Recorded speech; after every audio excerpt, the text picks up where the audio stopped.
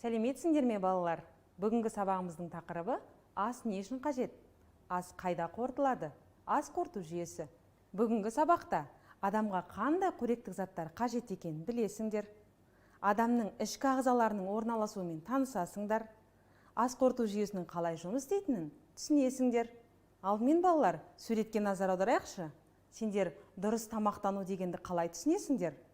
Адам күніне неше рет тамақтанған дұрыс? Ас адамға не үшін қажет? Өте жақсы, жарайсыңдар балалар.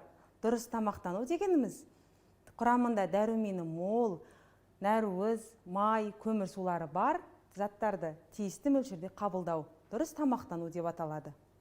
Тағамның құрамы нәруыз, май, көмір судан тұрады. Көмір сулар екі түрге бөлінеді. Оның ішінде күрделі және қарапайым болады. Қант пен тоқашта оның қарапайым түрі кездеседі. Ол ағзада аз ғана уақыт сақталады. Яғни ағзада тез жойылып кетеді. Көмір сулар тиісті мөлшерде энергия береді. Жармада, көкөністе, балда көмір судың күрделі түрі кездеседі. Олар ағзада ұзақ уақыт сақталады. Пайдалы болғандықтан бұл тағамдарды таңғы аста жеген дұрыс. Тамақтағы майлардың біраз бөлігі адам ағзасындағы май қорын жасауға жұмсалады. Май жануарлар мен өсімдіктерден алынады. Ол үшін қаймақ, сары май жағылған нан, қызыл балық жеу керек. Көкөністен жасалатын салатқа өсімдік майын қосқан пайдалы. Нәруыздар барлық тірі ағзалардың негізгі қорегі. Олар сүт, ірімшік, айран, піскен ет және жұмыртқаның құрамында кездеседі. Әдетте нәруыздар, майлар, көмірсулардың мөлшері мен құнарлылығы тағамның зат белгісінде көрсетіліп тұрады. Қорытылу барысында ас ағзаға сіңіп, ұсақ бөліктерге ыдырайды. Бұл үдеріс ас қорыту деп аталады. Ал енді ас қорыту жүйесі қалай жүзеге асатынын қарайық. Алдымен ауыз қуысынан бастау алып, өңешке барады. Өңеш арқылы ол асқазанға түседі. Және ары қарай аш ішек арқылы қанға сіңеді. Ал тоқ ішек арқылы қажетті заттар сыртқа шығарылады. Ал енді балалар, осы тапсырманы мұқият қарайық. Қай сөз артық? Бұл жерден біз ас қорыту жүйесіне қатысатын ағзаларды дұрыс табуымыз қажет. Ауыз, көз, тіл, өңеш, ішек, асқазан. Дұрыс айтасыңдар. Көз ас қорытуға қатыспайды. Ендеше балалар, ас қорыту жүйесінің қызметі мен астың қорытылуы туралы бейнематериалды бірге тамашалайық.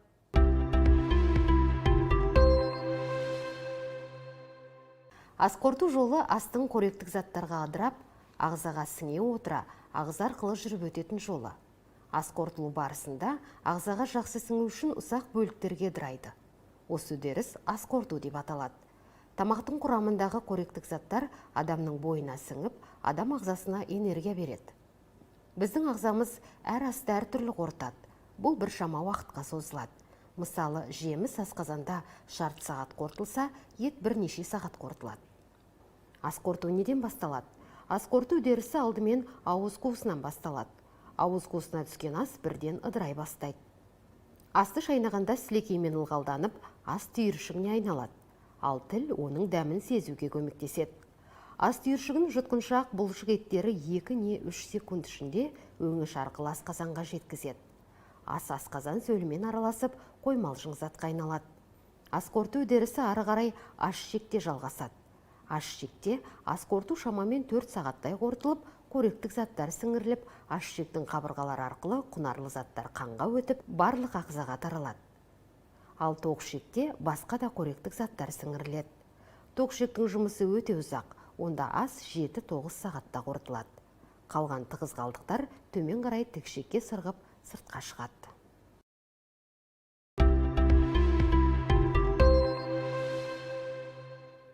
Ал балалар, бейнематериалды тамашалап болдық.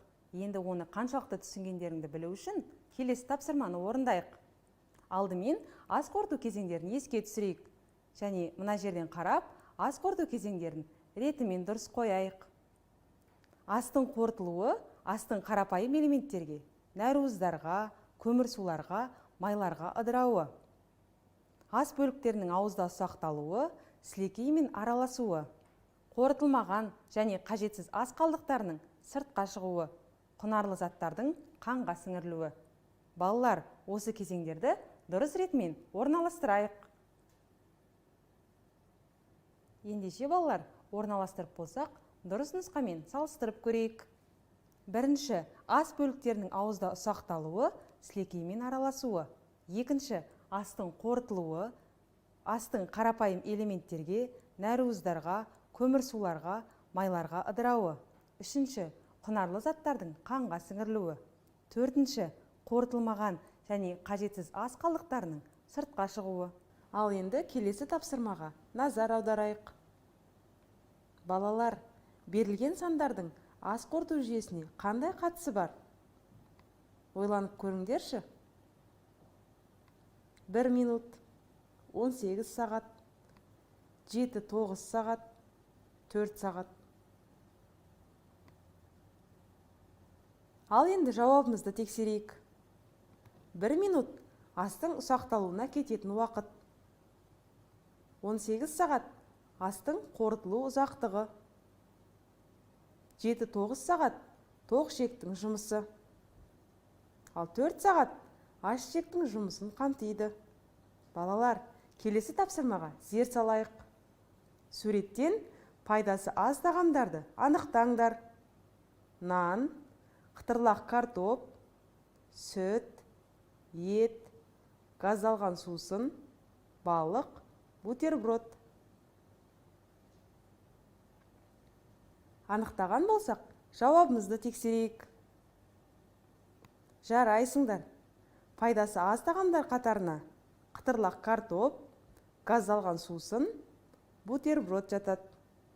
Бұл тағамдар тез дайындалғанымен құнарлылығы төмен болады. Сондықтан күнделікті өмірде ағзамызға пайдасы мол, нәрлі тағамдарды тұтынғанымыз жөн. Балалар, қалай ойлайсыңдар? Дәрігерлер неліктен тамақтану аралығында су ішуге кеңес береді? Жарайсыңдар балалар. Су ағзадағы зиянды заттардың шығуына көмектеседі. Тамақты тез қорытып, асқазанның жұмысын жеңілдетеді. Сол себепті ғалымдар суды ас қорыту жүйесінің ең жақсы көмекшісі деп есептейді. Ал балалар, сендер білесіңдер ме? Тамақты асықпай, мұқият шайнау арқылы ас қорытуды жеңілдетуге болады. Дұрыс шайналмаған ас асқазан жұмысын қиындатады. Астың ағза арқылы саяхаты 18 сағатқа дейін созылуы мүмкін. Ал балалар, сабағымызды қорытындылайық. Бүгін сендер адамға қандай қоректі заттар қажет екенін білдіңдер. Адамның ішкі ағзаларының орналасуымен танысып, ас қорыту жүйесінің қалай жұмыс істейтінін түсіндіңдер. Жарайсыңдар балалар. Осымен сабағымыз аяқталды. Сау болыңдар.